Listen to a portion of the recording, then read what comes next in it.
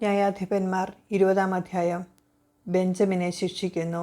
Than മുതൽ ബേർശേബ വരെയുള്ള Israel ജനം മുഴുവൻ ഇറങ്ങിത്തിരിച്ചു. ഗിലെയാദ് ദേശക്കാരും ചേർന്നു. അവർ ഏകമനസ്സോടെ മിസ്പായിൽ കർത്താവിന് മുന്നിൽ ഒരുമിച്ചുകൂടി. ജനപ്രമാണികളും ഇസ്രയേൽ ഗോത്രങ്ങളിലെ നേതാക്കന്മാരും ദൈവജനത്തിൻ്റെ സഭയിൽ ഹാജരായി. ഖഡ്ഗധാരികളുടെ ആ കാലാൾപ്പട 4,00,000 പേരടങ്ങിയതായിരുന്നു. ഇസ്രായേൽ മിസ്പയിലേക്ക് പോയിരിക്കുന്നുവെന്ന് ബെഞ്ചമിൻ ഗോത്രക്കാർ കേട്ടു. വലിയ ദുഷ്ടത എങ്ങനെ സംഭവിച്ചുവെന്ന് ഞങ്ങളോട് പറയുക എന്ന് ഇസ്രയേൽ ജനം ആവശ്യപ്പെട്ടു. കൊല്ലപ്പെട്ട സ്ത്രീയുടെ ഭർത്താവായ ലേവ്യർ പറഞ്ഞു, ബെഞ്ചമിൻ ഗോത്രത്തിൻ്റെ അധീനതയിലുള്ള ഗിബെയായിൽ ഞാനും എൻ്റെ ഉപനാരിയും രാത്രിയിൽ താമസിക്കാൻ ചെന്നു. ഗിബെയായിലെ ആളുകൾ രാത്രി എനിക്കെതിരെ വന്ന് എന്നെ കൊല്ലാൻ വീട് വളഞ്ഞു. എൻ്റെ ഉപനാരിയെ അവർ ബലാത്സംഗം ചെയ്തു. അങ്ങനെ അവൾ മരിച്ചു. അവളെ ഞാൻ കഷ്ണങ്ങളായി മുറിച്ച് ഇസ്രായേൽക്കാരുടെ ദേശത്തെല്ലാം കൊടുത്തയച്ചു.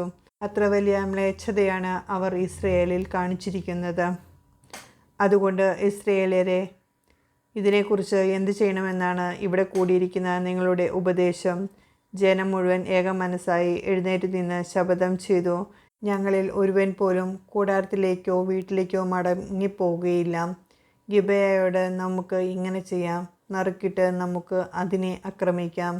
ഇസ്രായേലിലെ ഓരോ ഗോത്രത്തിലും നിന്ന് 100-ന് 10, 1000-ന് 100, 10,000-ന് 1000 എന്ന കണക്കിൽ നമുക്ക് ആളുകളെ തിരഞ്ഞെടുക്കാം. ബെഞ്ചമിൻ ഗോത്രത്തിലെ ഗിബെയ നഗരം ഇസ്രായേലിൽ ചെയ്ത ക്രൂരകൃത്യത്തിന് പ്രതികാരം ചെയ്യാൻ ജനങ്ങൾ വരുമ്പോൾ ഈ തിരഞ്ഞെടുക്കപ്പെട്ടവർ അവർക്ക് ഭക്ഷണം കൊണ്ടുവരട്ടെ. ഇസ്രായേൽ ജനം മുഴുവൻ പട്ടണത്തിനെതിരെ ഒറ്റക്കെട്ടായി നിന്നു. ഇസ്രായേൽ ഗോത്രങ്ങൾ ബെഞ്ചമിൻ ഗോത്രങ്ങളിലെങ്ങും ദൂതന്മാരെ അയച്ച് അറിയിച്ചു, ഇത്ര ഘോരമായ തിന്മയാണ് നിങ്ങളുടെ ഇടയിൽ സംഭവിച്ചിരിക്കുന്നത്. അതുകൊണ്ട് ഗിബെയയിലുള്ള ആ നീചന്മാരെ ഞങ്ങൾക്ക് വിട്ടുതരിക. ഇസ്രായേലിൽ നിന്ന് തിന്മ നീക്കം ചെയ്യേണ്ടതിന് ഞങ്ങൾ അവരെ കൊന്നുകളയട്ടെ. എന്നാൽ ബെഞ്ചമിൻ ഗോത്രക്കാർ തങ്ങളുടെ സഹോദരന്മാരായ ഇസ്രായേൽക്കാരുടെ വാക്കുകൾ വകവച്ചില്ല. ഇസ്രായേൽ ജനത്തിനെതിരെ യുദ്ധം ചെയ്യാൻ അവർ പട്ടണങ്ങളിൽ നിന്ന് ഗിബെയയിൽ ഒന്നിച്ചുകൂടി. ഗിബെയാവാസികളിൽ നിന്നു തന്നെ എണ്ണപ്പെട്ട 700 പ്രഗത്ഭന്മാരുണ്ടായിരുന്നു. അവർക്ക് പുറമെ വാളെടുക്കാൻ പോന്ന 26,000 ബെഞ്ചമിൻ ഗോത്രജരും ഉണ്ടായിരുന്നു.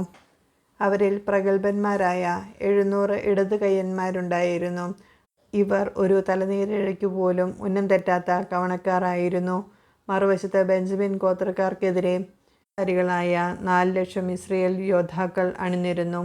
ഇസ്രായേൽ ജനം ബേഥേലിലെത്തി ബെഞ്ചമിൻ ഗോത്രക്കാരോട് യുദ്ധം ചെയ്യാൻ തങ്ങളിൽ ആരാണ് ആദ്യം പോകേണ്ടതെന്ന് ദൈവത്തോട് ആരാഞ്ഞു. യൂദാ പോകട്ടെ എന്ന് കർത്താവ് അരുളിച്ചെയ്തു. ഇസ്രായേൽ ജനം രാവിലെ എഴുന്നേറ്റ് ഗിബെയയ്ക്ക് എതിരായി പാളയമടിച്ചു. അവർ ബെഞ്ചമിൻ ഗോത്രത്തിനെതിരായി യുദ്ധത്തിനിറങ്ങി. ഗിബെയയിൽ അവർക്കെതിരായി അണിനിരന്നു. ബെഞ്ചമിൻ ഗോത്രക്കാർ ഗിബെയയിൽ നിന്ന് വന്ന് 100,000 ഇസ്രായേൽക്കാരെ അന്ന് അരിഞ്ഞു വീഴ്ത്തി. എങ്കിലും ഇസ്രായേൽക്കാർ ധൈര്യം സംഭരിച്ച് ആദ്യ ദിവസം അണിനിരന്നിടത്ത് തന്നെ വീണ്ടും അണിനിരന്നു. അവർ സായാഹ്നം വരെ കർത്താവിൻ്റെ മുൻപിൽ കരഞ്ഞു. സഹോദരന്മാരായ ബെഞ്ചമിൻ ഗോത്രക്കാർക്കെതിരെ വീണ്ടും യുദ്ധത്തിന് പോകണമോ എന്ന് അവിടുന്ന് ആരാഞ്ഞു. ചെല്ലുക എന്ന് കർത്താവ് അരുളിച്ചെയ്തു. അങ്ങനെ ഇസ്രായേൽക്കാർ ബെഞ്ചമിൻ ഗോത്രത്തിനെതിരായി 2-ാം ദിവസവും അണിനിരന്നു. ബെഞ്ചമിൻ ഗോത്രക്കാർ 2-ാം ദിവസവും ഗിബെയയിൽ നിന്ന് വന്ന് അവരെ നേരിട്ടു.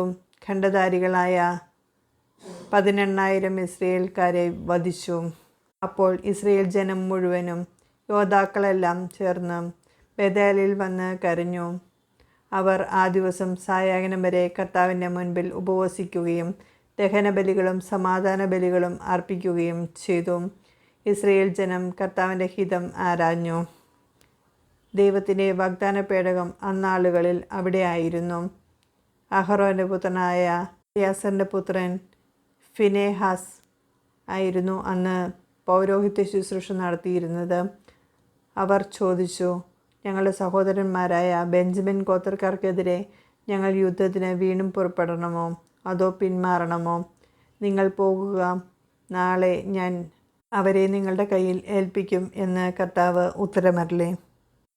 ഇസ്രയേൽക്കാർ ഗിബെയയ്ക്ക് ചുറ്റും ആളുകളെ പതിയിരുത്തി.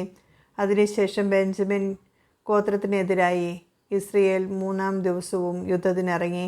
മറ്റ് 2 അവസരങ്ങളിലെന്ന പോലെ ഗിബെയയ്ക്ക് എതിരായി അണിനിരന്നു. ബെഞ്ചമിൻ ഗോത്രക്കാരും ഇസ്രയേൽ ജനത്തിനെതിരെ പട്ടണത്തിൽ നിന്നും പുറത്തു വന്നു.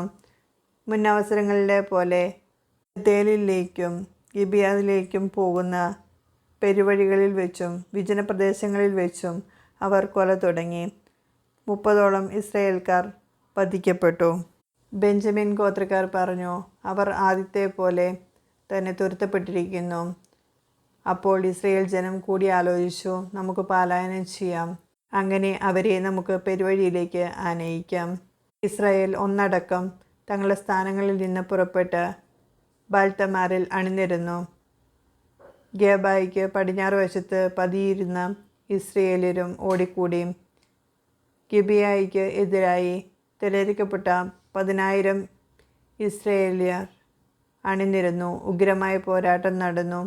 തങ്ങൾക്ക് നാശം അടുത്തിരിക്കുന്നുവെന്ന് ബെഞ്ചമിൻ ഗോത്രക്കാർ അറിഞ്ഞില്ല. കർത്താവ് ഇസ്രയേല്യരുടെ മുന്നിൽ ബെഞ്ചമിൻ ഗോത്രക്കാരെ പരാജയപ്പെടുത്തി. ഖണ്ഡധാരികളായ 25,100 പേരെ ആ ദിവസം ഇസ്രയേൽക്കാർ വകവരുത്തി. തങ്ങൾ പരാജയപ്പെട്ടുവെന്ന് ബെഞ്ചമിൻ ഗോത്രക്കാർ മനസ്സിലാക്കി. ഗിബെയയ്ക്ക് എതിരെ പതിയിരിക്കുന്നവരിൽ സമർപ്പിച്ചുകൊണ്ട് ഇസ്രയേൽക്കാർ അവിടെ നിന്ന് പിൻവാങ്ങി. പതിയിരുപ്പുകാർ ഗിബെയയിലേക്ക് തള്ളിക്കയറി പട്ടണം മുഴുവൻ വാളിനിരയാക്കി. ഇസ്രയേൽക്കാരും പതിയിരുപ്പുകാരും അടയാളമായി പട്ടണത്തിലൊരു വലിയ പുകപടലം ഉയർത്തണമെന്ന് തമ്മിൽ പറഞ്ഞൊത്തിരുന്നു. അത് കാണുമ്പോൾ ഇസ്രയേൽക്കാർ യുദ്ധക്കളത്തിലേക്ക് തിരിച്ചു വരണമെന്നായിരുന്നു ധാരണ. യുദ്ധം ആരംഭിച്ച് ഏതാണ്ട് 30 ഇസ്രയേൽക്കാരെ വധിച്ചപ്പോഴേക്കും ആദ്യ യുദ്ധത്തിലെന്ന പോലെ അവർ നമ്മോട് പരാജയപ്പെട്ടിരിക്കുന്നു എന്ന് ബെഞ്ചമിൻ ഗോത്രക്കാർ പറഞ്ഞു. പക്ഷേ പട്ടണത്തിൽ നിന്ന് പുകപടലം ഉയരാൻ തുടങ്ങിയപ്പോൾ ബെഞ്ചമിൻ ഗോത്രക്കാർ തിരിഞ്ഞു നോക്കി. അതാ പട്ടണം കത്തി പുകപടലം ആകാശത്തേക്ക് ഉയർന്നു. ഇസ്രയേൽക്കാർ തിരിച്ചു വന്നു. ബെഞ്ചമിൻകാർ സംഭ്രാന്തരായി. നാശം അടുത്തെന്ന് അവർ കണ്ടു. അതുകൊണ്ട് അവർ ഇസ്രയേൽക്കാരെ വിട്ട് മരുഭൂമിയിലേക്ക് പലായനം ചെയ്തു. പക്ഷേ അവർ കുടുങ്ങിയതേയുള്ളൂ. പട്ടണത്തിൽ നിന്ന് വന്നവർ അവരോട് ഏറ്റുമുട്ടി അവരെ നശിപ്പിച്ചു. ഇസ്രയേൽക്കാർ ബെഞ്ചമിൻ ഗോത്രക്കാരെ വളഞ്ഞ് നൊഹാഹു മുതൽ കിഴക്ക് ഗിബെയ വരെ പിന്തുടർന്ന് അവരെ നിശേഷം പരാജയപ്പെടുത്തി. യുദ്ധവീരന്മാരായ 18,000 ബെഞ്ചമിൻ ഗോത്രക്കാർ നിലം പതിച്ചു. ശേഷിച്ചവർ തിരിഞ്ഞ് മരുഭൂമിയിൽ റിമ്മോൺ പാറയിലേക്കോടി. അവരിൽ 5,000 പേർ പെരുവഴിയിൽ വെച്ച് കൊല്ലപ്പെട്ടു. ബാക്കിയുള്ളവരെ ഗിദോം വരെ ഇസ്രയേൽക്കാർ അനുധാവനം ചെയ്തു. അവരിൽ 2,000 പേരും വധിക്കപ്പെട്ടു. അങ്ങനെ അന്ന് ബെഞ്ചമിൻ ഗോത്രക്കാരായ 25,000 ധീരയോദ്ധാക്കൾ കൊല്ലപ്പെട്ടു. എന്നാൽ 600 പേർ മരുഭൂമിയിൽ റിമ്മോൺ പാറയിലേക്ക് ഓടി രക്ഷപ്പെട്ടു. അവിടെ 4 മാസം താമസിച്ചു. ഇസ്രയേൽ തിരിച്ചു വന്ന് ബെഞ്ചമിൻ ഗോത്രക്കാരുടെ ദേശം വീണ്ടും ആക്രമിച്ചു. മനുഷ്യരെയും മൃഗങ്ങളെയും കണ്ണിൽ കണ്ട എല്ലാറ്റിനെയും വാളിനിരയാക്കി പട്ടണങ്ങൾക്ക് തീ വച്ചു.